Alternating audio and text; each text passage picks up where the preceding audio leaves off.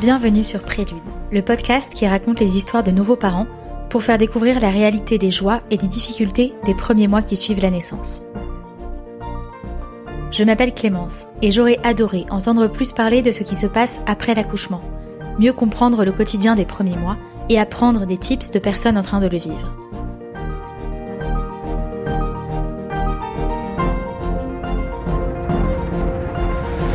La naissance d'un enfant est un tremblement de terre, m'avait dit une amie. Ce mot m'avait marqué. Mais la grossesse et la perspective d'un premier accouchement étaient déjà tellement mystérieuses que je ne me suis pas renseignée sur ce qu'il se passe une fois que l'on revient chez soi, avec ce petit être en plus dans la famille.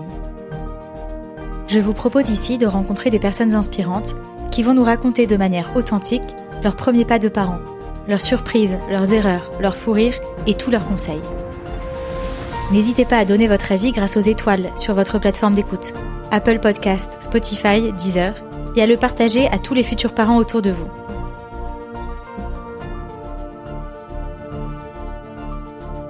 Je vous propose aujourd'hui d'écouter le témoignage d'Adélaïde sur la dépression postpartum. Ce mot que l'on entend de plus en plus, un événement qui n'arrive pas qu'aux autres.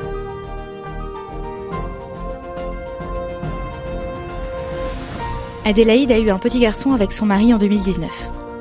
Très vite, ce qui pouvait s'apparenter à une chute d'hormones ou baby blues à l'hôpital laisse place à une véritable dépression postpartum. Lorsqu'elle a cru s'en sortir, le confinement strict de 2020 l'a replongée dans la solitude. J'espère que son histoire permettra de continuer à libérer la parole sur le sujet, aider les femmes à mettre des mots sur ce qu'elles ressentent et pousser à se faire aider pour s'en sortir. Bonjour Adélaïde. Bonjour Clémence. Merci beaucoup d'accepter de participer à ce podcast. Merci à toi de m'avoir invitée. Est-ce que tu peux te présenter en quelques mots ? Oui, alors je suis Adélaïde, j'ai un petit garçon qui s'appelle Gaspard, qui a 18 mois, et son papa, avec qui donc on forme une famille tous les trois, qui s'appelle Arthur. Super. Voilà. Tu as appris que tu étais enceinte rapidement ? J'ai appris que j'étais enceinte au bout de 2 semaines de grossesse. D'accord. Et la grossesse s'est bien passée ? Ouais, la grossesse s'est super bien passée. Ça a été franchement, c'était les 9 meilleurs mois de ma vie, j'ai envie de dire.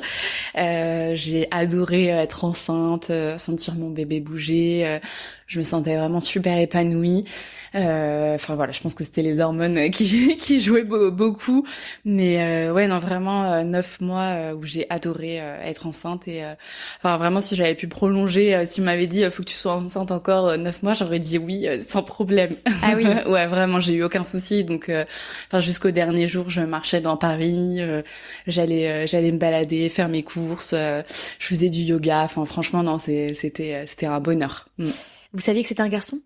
Oui, on avait demandé le sexe, je sais plus, je crois qu'on l'a su au bout de 3 mois et demi de grossesse, un truc comme ça. Donc, d'accord. C'était mon gynéco qui nous l'avait dit lors d'une écho. Et pour la petite anecdote, on voulait absolument une fille. Et en fait, je sais pas pourquoi, on s'était tellement projeté que c'était une fille que du coup, on lui avait même donné un prénom pendant les 3 premiers mois avant de connaître le sexe. Et du coup, quand on a su que c'était un garçon, j'avoue que c'était la petite douche froide. Je sais pas, moi je m'étais toujours projetée avec 3 filles parce qu'en fait j'ai 2 petites sœurs et dans ma famille j'ai que des cousines du côté de ma mère. Enfin, on est vraiment beaucoup de filles, donc je sais pas, pour moi c'était tellement logique que j'ai une fille et finalement non, hein, c'était un petit garçon et donc du coup on a mis 2-3 jours à se dire à intégrer le fait que c'était un petit garçon et après le fait de trouver un prénom, ça a été un peu galère. Enfin, on n'avait pas trop d'idées, on avait plein d'idées pour les filles et tout, mais les garçons un peu moins. Mais bon, maintenant, franchement, si j'ai d'autres enfants, limite, je veux que des garçons. T'as bien changé d'avis là-dessus. Ouais, c'est ça. Et comment s'est passé l'accouchement ? Alors, l'accouchement, compliqué, même si globalement, j'en garde un bon souvenir, mais c'est vrai que ça a été compliqué. En fait, pour retracer un peu l'historique, j'ai commencé à avoir des saignements. J'étais à 39 semaines, un truc comme ça, donc j'étais quasiment à la fin de ma grossesse, quasiment au terme. Et j'ai commencé à avoir des saignements. J'étais chez moi. Enfin, je comptais même aller au cinéma l'après-midi. Et voilà. Et du coup, j'appelle Arthur en disant oui, faut qu'on aille à la maternité. J'ai des saignements, c'est bizarre, etc. Donc on y va. Ils me font tous les trucs. Tous les checks, etc. Ils me disent nous tout va bien, il y a pas de souci, vous pouvez rentrer chez vous. Si ça recommence, vous nous appelez et il faudra revenir. Donc la nuit ça a recommencé et du coup je suis partie aux urgences. Ils m'ont gardée parce qu'en fait ça s'arrêtait pas. Après c'était pas des gros saignements, mais c'était quand même, comme si j'avais mes règles en fait. Donc c'était un peu bizarre. Et donc ils m'ont gardée aux urgences et en fait ça c'était le mercredi matin. Donc je suis restée mercredi, jeudi et en fait vu que ça s'arrêtait pas, ils ont décidé de me déclencher. Donc j'ai été déclenchée le vendredi matin à 10h. J'ai commencé à avoir les premières contractions le vendredi vers 19h. Donc toute la journée j'étais sur mon ballon et tout, il se passait rien. Et là j'ai accouché à Port-Royal. Donc là à ce moment-là j'étais encore aux urgences et j'étais dans une chambre où il y avait pas de chauffage. C'était le 15 décembre, donc il faisait super froid. Enfin voilà, j'étais pas dans des super conditions déjà à la base. J'étais stressée, enfin bref.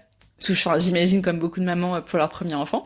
Donc voilà, le 19h les premières contractions et puis ça s'intensifie de plus en plus dans la nuit. J'appelle les sages-femmes en disant mais là c'est plus possible, enfin il faut faire un truc, il me faut la péridurale, voilà. Et en fait c'était il y avait trop de femmes à accoucher avant moi et donc du coup ils m'ont laissé un peu toute la nuit genre avec mes contractions, mes douleurs, etc. Ils faisaient que de me dire prenez des douches, machin. Donc j'ai pris 20 douches dans la nuit et voilà, et finalement je suis passée en salle de naissance le samedi à 11h. Puis en plus, sachant que mon mari Arthur était pas là, donc du coup j'étais toute seule. Enfin voilà, pas très sympa. Enfin et puis beaucoup de fatigue accumulée finalement sur ces 3 jours. Voilà. Et donc là du coup salle de naissance péridurale à 11h le samedi. Donc là ça allait beaucoup mieux. Ton mari était là à ce moment-là? Ouais, là il est arrivé le samedi matin. Il a pu venir à ce moment-là. Enfin en fait finalement c'était un peu lui qui avait choisi. Enfin on avait choisi qu'il reste à la maison pour se reposer aussi. Enfin on savait que ça allait arriver, donc voilà. Et puis après le samedi j'ai commencé, enfin du coup le temps que le col s'ouvre, etc., ça a pris beaucoup de temps. Je crois que il s'est ouvert à 10 vers 19-20h, un truc comme ça. D'accord. Là à ce moment-là j'ai commencé à paniquer, genre là quand ils m'ont dit le col est à 10, on va attendre que le bébé s'engage et tout, là je me suis dit oh là là, grosse panique, j'ai vomi partout sur les infirmiers, etc., sur Arthur, c'était la cata. Et voilà, et puis après j'ai commencé à avoir beaucoup de fièvre, j'avais 42 fièvres. Enfin vraiment c'était grosse fatigue, tout ça accumulé des derniers jours. La fièvre c'était dû à la fatigue? Bah ouais, et puis au travail qui était trop long, etc. D'accord. Et puis en fait du coup le bébé s'engageait pas assez dans mon bassin. Donc là il y a eu un espèce de débat entre la sage-femme, entre la gynéco qui disait si ça passe, la sage-femme qui disait non faut faire une césarienne. Bon finalement on a fait confiance à la sage-femme, à la gynéco et en fait il est sorti par voie basse à 1h30 du matin, donc le dimanche matin. Ah oui, c'était long. J'avais été déclenchée le vendredi à 11h. Ouais, donc c'était très très long. Et à l'hôpital depuis mercredi matin. Oui, voilà, c'est ça. Et finalement, il est sorti avec les forceps parce que il sortait pas, il s'engageait pas assez, donc ils sont allés le chercher avec les forceps. Et en fait, ils l'ont éraflé les joues. Donc en fait, quand il est sorti, il avait 2 énormes blessures sur les joues, mais vraiment, des blessures comme des brûlures à vif. Donc ça c'était un peu traumatisant et en plus au début quand il sort ils lui font, tu dois savoir le test là ACPAR, un truc comme ça, le score d'ACPAR. Ouais voilà c'est ça. Oui. Et en fait il avait 3/10 donc c'était pas du tout bon, etc. Bon finalement il a revite pris ses esprits, mais bon tout ça cumulé c'était dur. Ah oui. Émotionnellement c'était dur. Ils l'ont posé sur toi quand il est sorti? Ouais, je crois, j'avoue, je me rappelle plus trop. D'accord. Peut-être pas directement. Ils l'ont un peu mis sur le côté pour voir s'il reprenait un peu ses esprits, etc. Et puis je crois qu'ils me l'ont mis sur moi genre une demi-heure après la naissance. D'accord. Et Arthur du coup est allé lui donner son premier biberon à côté. Enfin voilà. Et là, à ce moment-là, j'étais trop heureuse quoi, vraiment j'étais trop contente, enfin ça y est c'était fait, donc là ça allait à ce moment-là. Et après donc le temps j'ai eu la chance, j'ai pas eu d'épisio, j'ai eu juste quelques petites déchirures mais vraiment rien de très important. Donc franchement j'ai eu de la chance parce qu'après des forceps, etc. Et puis il pesait 4 kilos aussi pour la petite anecdote. Un gros bébé. Un gros bébé, ouais. Et voilà, et puis en fait il y avait pas de chambre de libre, il était 3h du mat, un truc comme ça, il y avait pas de chambre de libre, donc ils nous ont mis tous les 3 dans une petite pièce où il y avait pas de fenêtre, c'était un peu glauque. Mais bon, voilà, j'étais tellement fatiguée que je me suis endormie et voilà. À ce moment-là, donc ton mari était encore avec toi? Ouais, il a pu avec rester avec Gaspard? moi. Oui, il a dormi sur un petit fauteuil à côté, mais au moins on était tous les trois dans nos petites bulles. C'était un bon souvenir. Ok. Voilà. Ça t'impressionnait beaucoup les éraflures sur les joues? Ouais, ça m'a vachement impressionnée. Bah ouais, c'était choquant. Enfin, c'était la première vision que j'ai eue de mon bébé. Enfin, il avait l'air de souffrir. Bon, au tout début non, mais enfin, dans les premiers jours, avec ses petites mains, enfin, il se touchait beaucoup ses oui. joues, etc. Et ça saignait. Enfin, donc ça, ouais, ça a pas aidé, je pense aussi à ce que je sois sereine, etc. Parce que ça ajoutait aussi un stress. Enfin voilà, on avait peur qu'il garde sa vie. Et c'est vrai que, enfin, esthétiquement, c'était pas joli, quoi. Après, il était trop mignon, mais mais c'était impressionnant. Et comment s'est passé les premiers moments seuls avec lui et globalement à l'hôpital? Bah alors après cette nuit-là, on est monté dans la chambre le dimanche matin, dans la matinée. Là, ça allait jusqu'au moment où je pense que c'est un peu l'élément déclencheur. Il y a une aide, enfin une auxiliaire de puériculture qui est venue pour les premiers soins, pour nous montrer comment l'habiller, le changer, etc. Et en fait, elle était super désagréable. En gros, Gaspard pesait plus de 4 kilos et du coup, moi, j'avais pris que des petits pyjamas de 1 mois.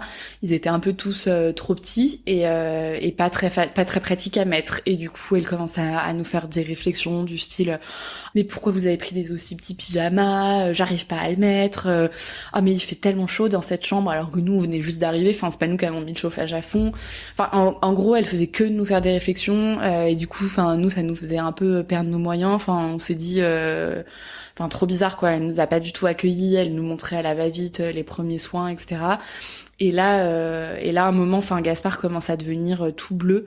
Vraiment, il était bleu et il réagissait pas, quoi. Et donc là, on le dit à la sage-femme. Qu'est-ce qu'il a, enfin faut faire quelque chose, qu'est-ce qui se passe, et là elle nous dit ah non mais on finit de l'habiller, on verra plus tard. Et donc là Arthur a pris le bébé dans ses bras et a dit non mais en fait on voit pas plus tard, enfin là il est pas bien, il faut qu'on faut qu'on sache ce qu'il a. Donc il l'a pris, il est sorti pour aller au poste des sages-femmes et pour montrer et demander ce qui allait pas. Et là moi je me suis mise à pleurer, j'étais en sanglots, enfin là ça a commencé à pas aller. Et je me suis dit, en fait, j'avais tellement de fatigue, etc. Enfin, trop d'inquiétude de l'accouchement, donc ça faisait beaucoup. Et voilà. Et donc finalement, il est revenu et tout allait bien. Enfin, c'était juste que, enfin, c'est les débuts, quoi. Il avait dû arrêter de respirer 2 secondes. Enfin, je sais pas exactement ce qui s'est passé, mais c'était rien de grave. Et voilà. Et donc là, ça a un peu posé le contexte de, j'étais pas du tout sereine. Ouais. Vous étiez inquiet? Ouais, on était inquiets. L'accouchement, les forceps, les blessures, le fait qu'ils deviennent bleus tout d'un coup. Enfin, on se disait mais qu'est-ce qui se passe? Et puis ouais, avec toute la fatigue accumulée, on était inquiets. Et puis, enfin moi j'ai clairement, je me suis pas du tout sentie aidée par l'infirmière et du coup.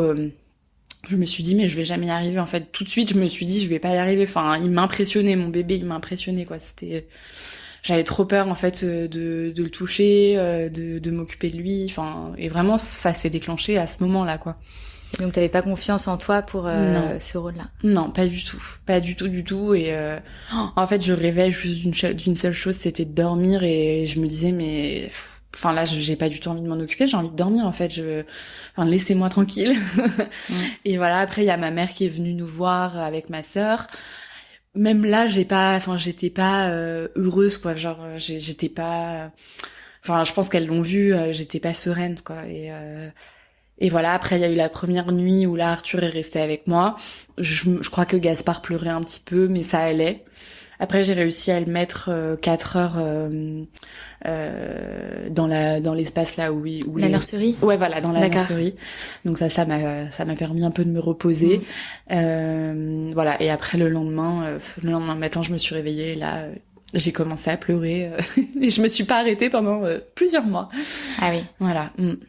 C'est-à-dire que tu pleurais et tu savais pourquoi tu pleurais, ou c'était non, je savais pas pourquoi je pleurais, c'était vraiment trop bizarre en fait. Enfin, je me rappelle que je me réveillais le matin, je me disais c'est quoi cette nouvelle vie en fait. Enfin, j'avais l'impression qu'on m'avait enlevé ma liberté et que jamais je retrouvais je retrouverais ma vie d'avant en fait. Enfin, c'était très bizarre comme sentiment et en même temps j'arrivais pas à me dire à me raisonner en me disant mais non mais c'est juste une période enfin une petite période dans ma vie et il va grandir, etc. Enfin pour moi je voyais vraiment ça comme une contrainte. Enfin vraiment je me souviens de me réveiller dans cette chambre d'hôpital et de pleurer les sages-femmes qui venaient me voir et qui me disaient bah qu'est-ce qu'il y a, enfin qui me voyaient complètement désemparée, etc. Et enfin j'arrivais pas du tout à reprendre mes esprits, voilà. C'était bizarre.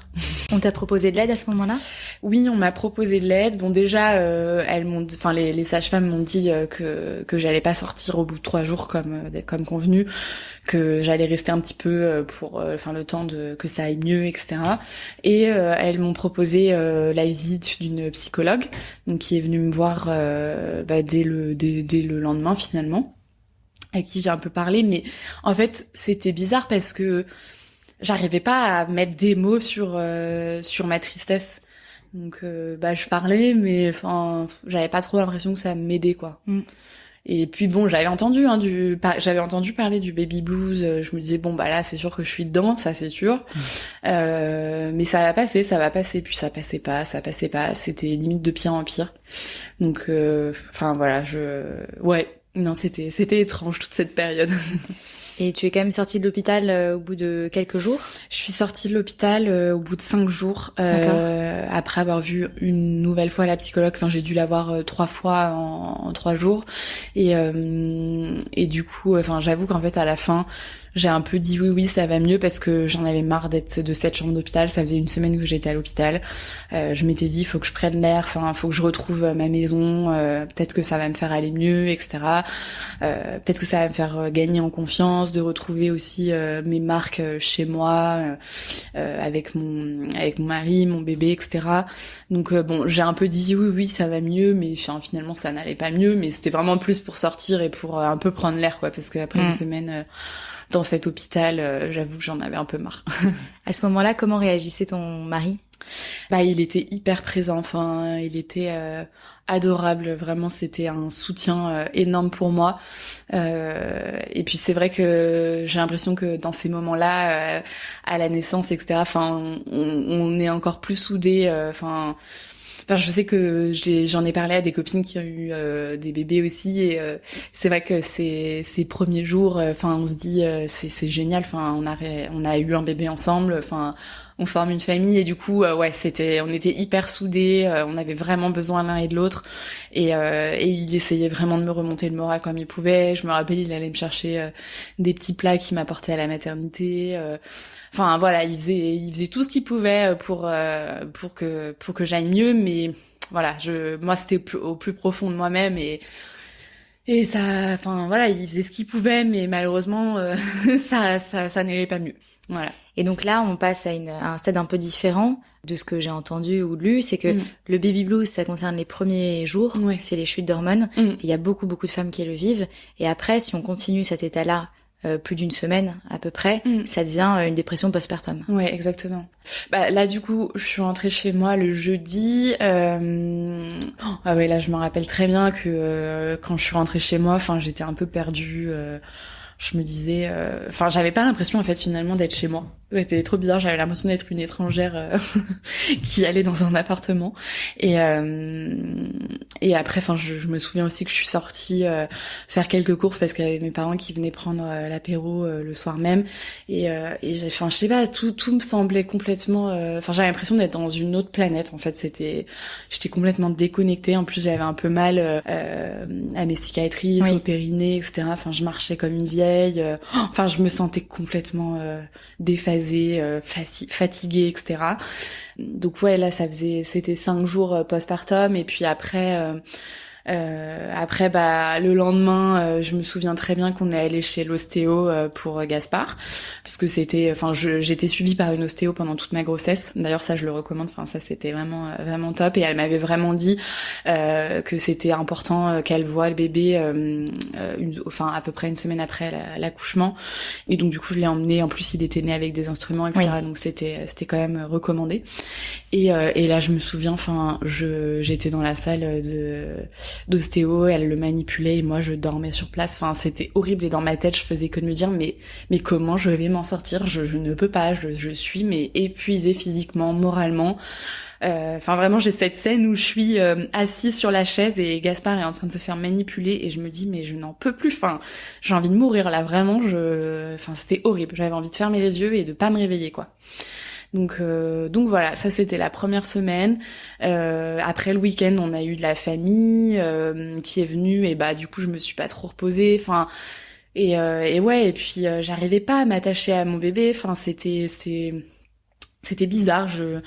D'un côté je me disais faut que je sois contente parce que c'est la société qui nous dit ouais, c'est trop beau l'accouchement, les premiers jours, d'avoir un enfant, d'être maman, etc. Donc j'essayais de me convaincre et de me dire ouais, faut que je sois heureuse, etc. Mais en fait, au fond de moi, j'étais pas du tout heureuse et vraiment je regrettais ma vie d'avant. En fait, c'était ça. Le pire, c'était ça. Je me disais mais, c'est horrible ce que je vais dire, mais je me disais vraiment mais, pourquoi j'ai voulu un enfant en fait. Je donnerais tout pour avoir ma vie d'avant sans enfant quoi. Donc ça... Et ça, honnêtement, même hors dépression postpartum, il y a énormément de parents qui le pensent à un moment, parce que les premiers mois sont tellement durs, on s'y attend pas forcément. Moi, ça m'est déjà arrivé aussi de me dire, en fait, pourquoi j'ai voulu ce rythme-là ? C'est pas une vie. C'est pas une vie, c'est ça. Ouais. Et on a l'impression que ça va jamais s'arrêter. Exactement. Alors que ça s'arrête. En fait, c'est ça passe.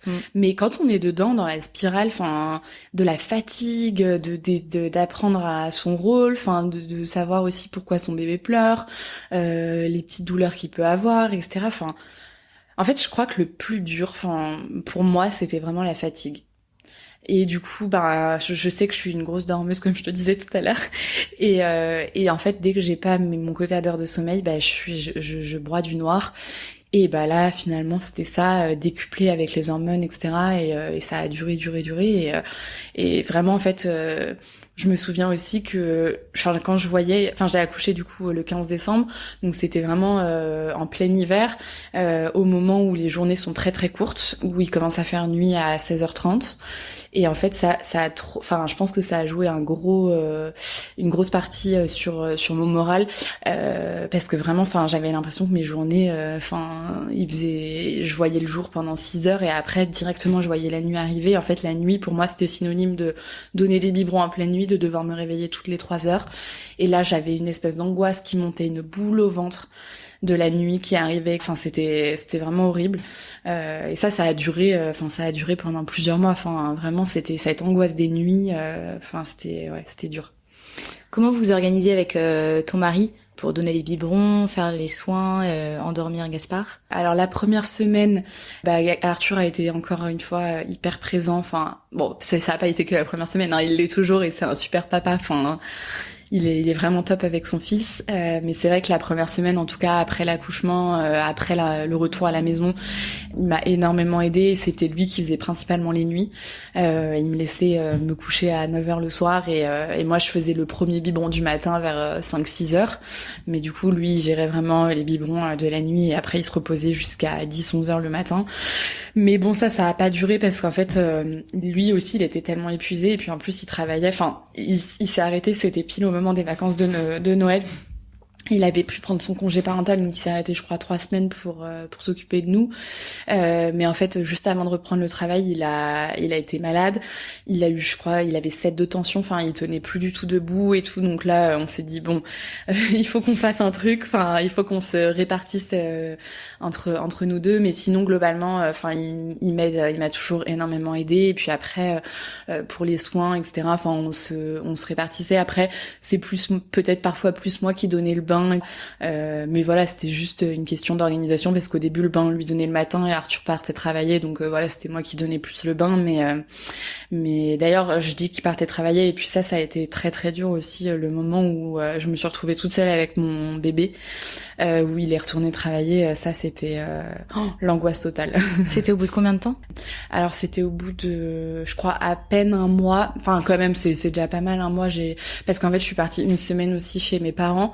Au bout de 3 semaines, c'était le moment où Arthur était malade, et du coup il avait vraiment besoin de se reposer. Il avait la gastro, donc on avait peur que Gaspard attrape la gastro. Donc moi je suis partie chez mes parents à Bordeaux, et comme ça ma mère a pris le relais sur les nuits pendant 5 jours. Donc ça m'a fait un peu de bien, et je m'étais même dit tiens, ça va un peu mieux.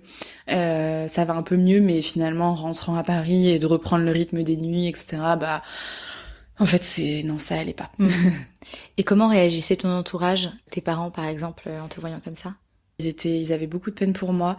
Je me souviens très bien d'un moment, c'était le jour de la galette des rois, et je me souviens un dimanche, j'ai débarqué chez eux en pleurs, en disant, comme ce que je te disais tout à l'heure.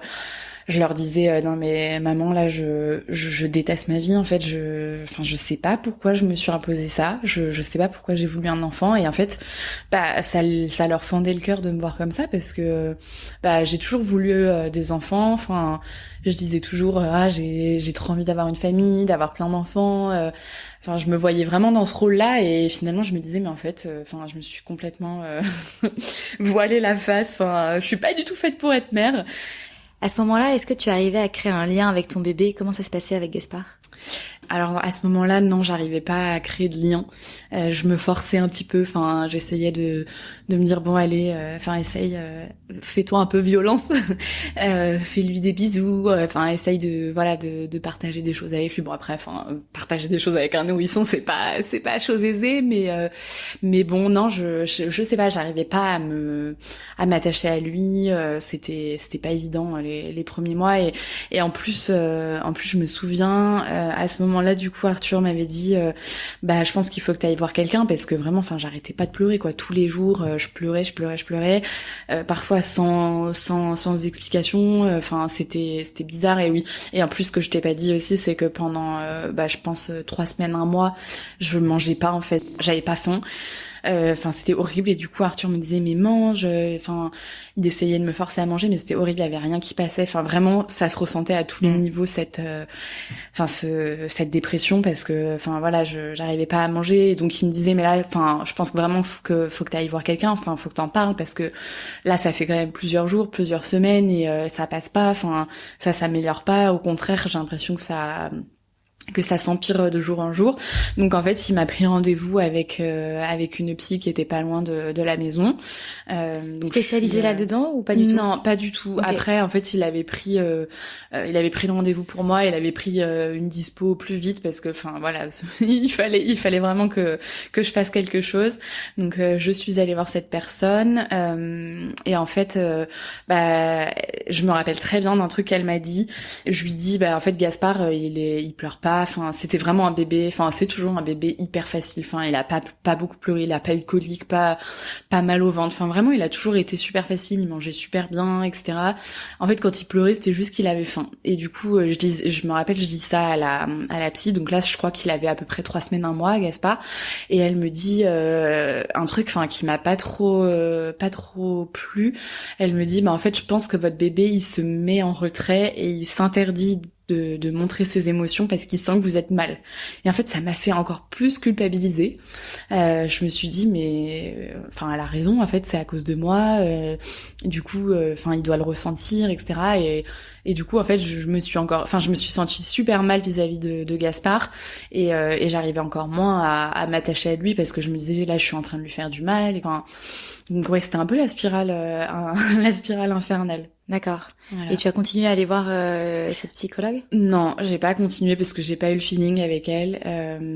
Après, ce que j'ai fait, c'est que j'ai repris contact avec alors c'est pas une psychologue, c'est plus une coach de vie, je dirais, que j'ai vue il y a quelques années pour d'autres sujets, et qui m'a vraiment vraiment fait avancer sur plein de sujets et avec qui je me sentais vraiment en confiance. Mais pour dire, je me rappelle, enfin, j'ai même pas eu l'idée de la rappeler au moment où j'allais mal, en fait. Enfin, je me suis souvenue d'elle, je sais pas, au bout de 3 mois, des 3 mois de Gaspard, et du coup, je me suis dit, bah voilà, faut que je la rappelle à ce moment-là. Et donc oui, je l'ai rappelée, et c'était au moment du confinement en plus que je l'ai rappelée, donc heureusement qu'elle était là. Voilà.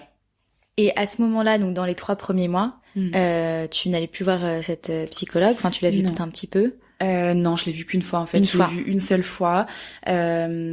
Après, en fait, ça c'était quoi? C'était fin janvier. Je suis allée quelques jours en Bretagne. Et là, en fait, Gaspard commençait à faire ses nuits. Parce qu'il a fait ses nuits assez tôt. Il a fait ses nuits vers 6-7 semaines. Donc ça, c'était... et en fait, je m'étais toujours dit, je pense que le jour où il fera ses nuits, ça ira beaucoup mieux. Et je me souviens aussi d'une après-midi que j'ai passée avec ma sœur où mon objectif c'était il faut que Gaspard fasse ses nuits. Donc en fait je me revois avec ma sœur sur mon canapé en train de me dire il faut absolument que j'impose un rythme à Gaspard en lui donnant des biberons à telle et telle heure. Donc je me revoyais calculer. Donc il lui faut 5 biberons dans la journée. Donc il faut que je les espace de temps. Enfin bref, on faisait des calculs. J'arrivais pas du tout à calculer, etc. Enfin dans ma tête c'était le flou total. Et là je me rappelle avoir craqué avec ma sœur en lui disant mais là enfin je te jure je n'en peux plus et tout, j'ai pleuré. J'ai même appelé Arthur pour qu'il rentre du travail parce que j'arrivais pas à reprendre le contrôle et enfin c'était vraiment dur. Et du coup en fait rapidement il a fait ses nuits et du coup je m'étais dit bah ça va aller mieux et en fait non, pas du tout. Enfin j'avais l'impression qu'il y avait un truc qui s'était cassé en moi, enfin j'avais plus trop d'envie, rien ne me donnait envie, enfin je voyais un peu le noir partout, enfin je me levais le matin en me disant encore une journée, et en parallèle ce bébé que je devais gérer au quotidien, avec lequel j'arrivais pas à créer de lien. Voilà, enfin j'essayais de faire bonne figure, de dire oui c'est bien, je suis contente, etc. Mais en fait c'était faux, enfin voilà, c'était vraiment pas du tout ce que je ressentais. Comment tu t'es sortie de cette spirale infernale? Alors ça a été très long parce que voilà, je disais qu'il faisait ses nuits parce que je m'étais dit ça va aller mieux, je vais pouvoir reprendre un rythme, reprendre une vie où je vais boire des verres avec mes copines le soir. Enfin voilà, reprendre un peu une vie sociale, reprendre le sport parce que je faisais pas mal de sport avant ma grossesse, etc. Et ça me manquait quand même pas mal. Voilà, je m'étais vraiment mis cet objectif en tête, que Gaspard dorme. Comme ça, moi je peux au moins dormir la nuit et après la journée, bah ça va mieux, je suis plus reposée. Enfin, je m'étais dit voilà, c'est un peu le cercle qui va faire que je vais mieux et en fait pile au moment où ça a commencé à aller mieux, il y a eu le confinement. Donc là c'était mi-mars et en fait ça a tout refait dégringoler. Donc je pense qu'il y a eu je sais pas une petite semaine où ça allait un peu mieux. Comme je te disais, du coup je suis partie en Bretagne voir mes parents, ça m'a fait du bien un peu de changer d'air, etc. De me reposer, de voilà tout ça. Mais après quand je suis rentrée à Paris, il y a eu l'annonce du confinement et là franchement en fait je me suis sentie j'ai eu l'impression que le monde s'écroulait sur moi. Enfin je me disais mais c'est pas possible en fait. Enfin là je sors de 2 mois et demi où je suis pas sortie, j'ai rien fait, enfin j'étais confinée avec mon bébé et on me remet ça dessus. Enfin moi j'ai besoin de sortir, de voir du monde. Donc en fait non, ça a été pire que tout. Donc là on était mi-mars, au début il nous avait dit qu'on était confinés 2 semaines. Oui. Donc j'essayais de prendre mon mal en patience, mais ce qui a été compliqué, c'est que on habitait dans un... Alors après, je me plains pas du tout parce que je sais qu'il y a des gens qui sont bien pires que nous, mais on habitait dans un appartement de 50 mètres carrés où on n'avait qu'une chambre. Et en fait, Arthur, à ce moment-là, travaillait encore parce qu'il n'y avait pas encore le chômage partiel. Donc, il travaillait encore. Et donc, du coup, c'est vrai que je passais un peu mes journées dans la chambre avec Gaspard pour pas déranger Arthur qui travaillait dans le salon parce qu'on n'avait qu'une seule pièce... avec la cuisine, le salon, la salle à manger et une chambre à côté. Donc voilà, moi je passais un peu mes journées dans la chambre et j'ai pas eu l'opportunité de partir me confiner ailleurs que chez nous à Paris. Et du coup en fait j'appelais tout le temps mes parents en pleurs, Et puis voilà, je me rappelle, j'étais sur mon lit, je voyais Gaspard qui était sur son transat, et là je me disais mais c'est horrible pour lui. Enfin, il voit personne en plus. Et moi à ce moment-là, j'avais vraiment envie d'être avec ma famille, de pouvoir être soutenue moralement, quoi. Mm. Donc finalement, ça s'est pas trop arrangé. Ouais. D'autant plus que ça a duré le confinement. Et puis après, j'ai commencé quand même un petit peu à m'attacher à Gaspard. Au moment où il a commencé à avoir 3-4 mois, parce que là il y a quand même un peu plus d'interaction. Il commençait à s'éveiller, etc. Et là, c'est vrai que je me disais, c'est quand même mignon. Et puis, je dormais la nuit. Donc, ça commençait un peu à s'améliorer. Mais mon état psychologique ne s'améliorait pas du tout. Et ouais, et vraiment, le matin, je me réveillais et je me disais, mais c'est pas possible. Enfin, encore une journée qui va se dérouler pareil. Enfin, je vais être chez moi. Je vais faire des gazouillis avec Gaspard. Il va faire sa sieste. Moi, je vais regarder ma série. Enfin... Et puis je voyais pas de positif en fait, je voyais pas de positif, et enfin j'avais l'impression que ça allait jamais s'arranger. Enfin ouais, non, c'était pas top. Ça a été très long. Ça a été très long, ouais. Très long. Très long. Là à ce moment-là, comme je te disais, du coup, j'ai contacté mon ancienne coach, on va dire, de vie, qui m'a quand même bien soutenue moralement, etc. Mais après, elle me disait, mais Adélaïde, tu sais, enfin le confinement, ça va durer, enfin, parce que moi, j'essayais de me raccrocher au fait que ça va durer 2 semaines, 1 mois maximum, et elle me disait, non, je pense pas, enfin, faut que tu te prépares. Et enfin, c'était trop dur parce que je me disais, mais c'est pas possible, enfin, on va jamais en sortir de cette période, et en plus, cette période où moi, je suis pas bien psychologiquement, etc. Enfin voilà, c'était vraiment un tout qui faisait que je voyais pas trop d'issue. Mm. Et alors, comment t'as réussi à t'en sortir ? Comment j'ai réussi à m'en sortir ? C'était fin avril, début mai, où là, en fait, ça n'allait vraiment pas.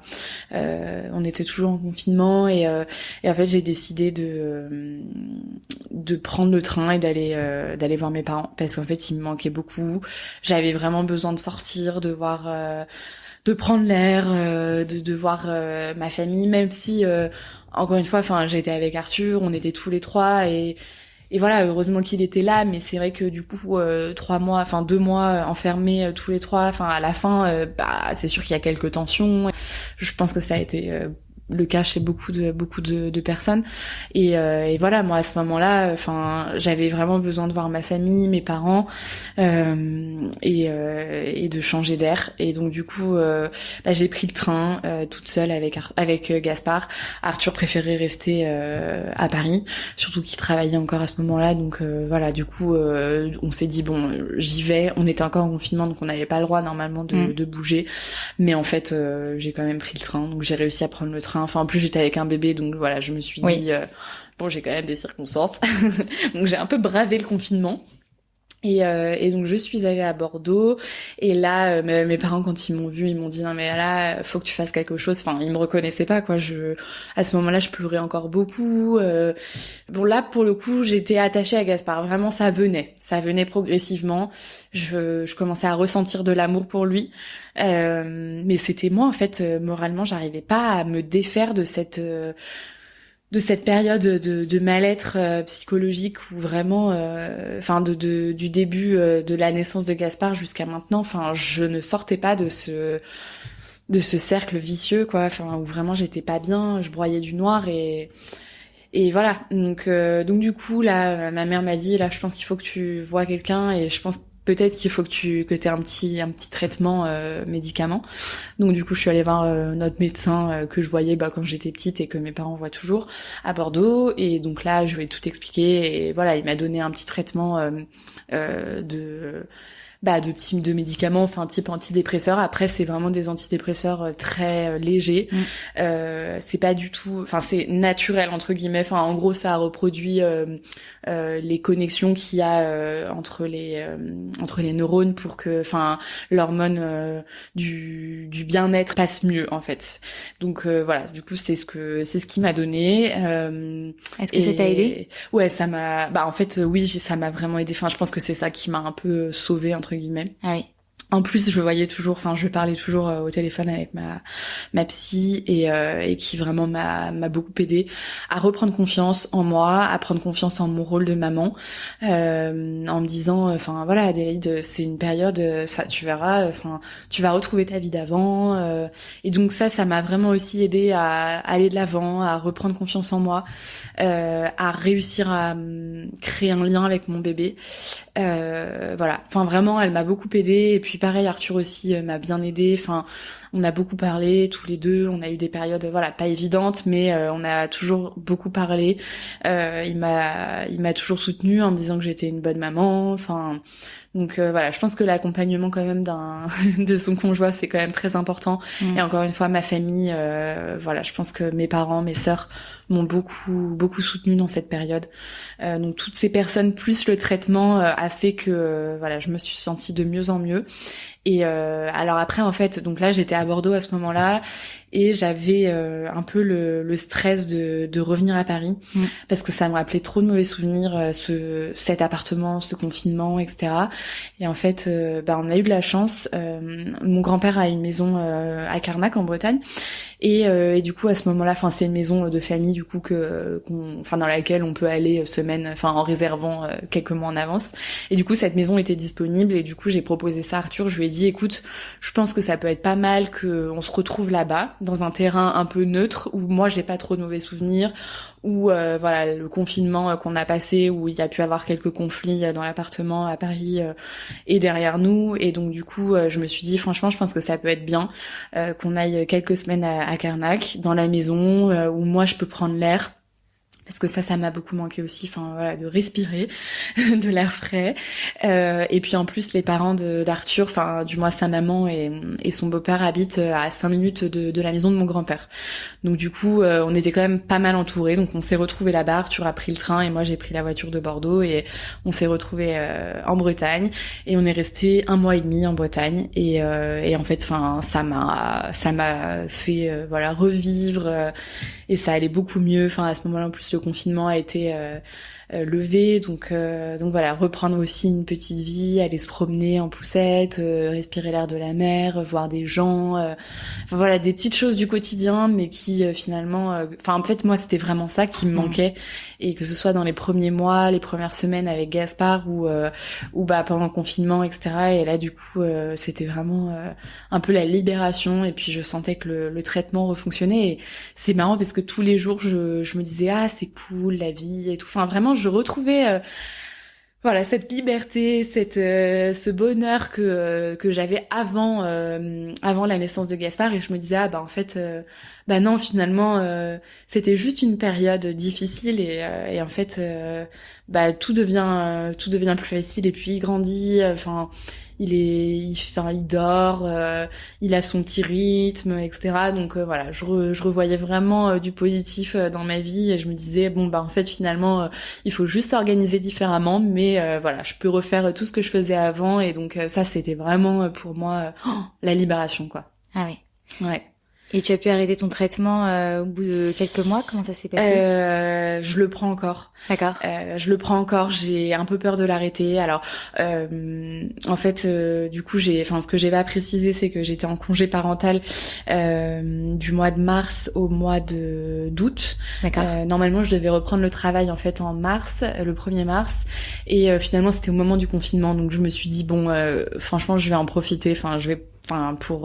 Pour me concentrer sur ma vie de famille, parce que c'était un peu un enjeu pour moi à ce moment-là. Donc du coup j'ai posé un congé parental, et d'ailleurs pendant le confinement je me disais mais pourquoi j'ai posé un congé parental en fait. Là j'ai juste envie de travailler, de voir d'autres gens, et de pas être H24 collée à mon enfant, etc. Enfin c'était le moment où ça allait pas trop, où j'arrivais pas trop à créer le lien avec mon fils, et du coup donc ce congé parental s'est arrêté fin août, et en fait j'ai fait une rupture conventionnelle avec mon ancien employeur. Et voilà, et du coup le traitement que je prenais c'était pour 6 mois, donc à partir du mois de mai, donc jusqu'au mois d'octobre je devais le prendre. Et en fait à ce moment-là j'ai trouvé un nouveau travail et j'ai commencé à l'arrêter. Et en fait ça a été un nouveau rythme, de laisser Gaspard, de le mettre à la crèche, etc. Et du coup je me suis ressentie un peu faible, donc je l'ai repris et voilà. Et là je le prends encore. Après j'essaye de diminuer un petit peu, mais voilà, pour l'instant, j'ai encore un peu peur d'arrêter. Ouais. Qu'est-ce qui, selon toi, peut le plus aider une maman qui est dans cette situation dans les premiers mois? Qu'est-ce que tu aurais aimé entendre ou qu'on te propose? Franchement, moi, j'aurais aimé qu'on m'en parle, qu'on me dise. Après, j'en avais entendu parler, je regardais La Maison des Maternelles, j'écoute les podcasts Bliss, etc. J'avais entendu parler du baby blues, que ça pouvait exister, les dépressions du postpartum, etc. Mais en fait, pendant ma grossesse, j'étais tellement sur un petit nuage, et j'étais tellement invincible psychologiquement, tout me paraissait facile, et je me disais mais moi ça m'arrivera jamais, c'est sûr que moi je vais aimer être maman. Comme je te disais, c'est quelque chose qui m'avait toujours fait rêver d'être maman, d'avoir une famille, etc. Donc du coup, je pensais vraiment pas que ça pouvait m'arriver et j'aurais aimé qu'on m'en parle un peu plus avant, que ce soit pendant les cours de préparation à l'accouchement, voilà, ou même que je sais pas des gens, des connaissances, parce qu'après quand on en parle, on se rend compte que ça arrive quand même. Dans mon entourage, il y a des personnes qui ont été confrontées à ça et je le savais pas avant, et donc je me dis j'aurais bien aimé qu'on m'en parle. Et maintenant c'est vrai que je me dis si j'ai un deuxième enfant, j'ai peur que ça m'arrive à nouveau. Donc je pense que je vais me faire accompagner par des doulas ou un truc comme ça, ou en tout cas je pense que j'ai vraiment besoin d'accompagnement en amont, avant l'accouchement. Et même pendant les premiers mois, etc. Après, même si maintenant ça me fait moins peur parce que j'ai déjà eu un bébé, je sais comment m'occuper de lui, etc. Et je sais, maintenant je sais que c'est vraiment une période courte et que on s'en sort. Mais voilà, en fait, c'est tellement dur psychologiquement, au niveau de la fatigue, etc. que je pense que je vais quand même avoir besoin d'être accompagnée par quelqu'un.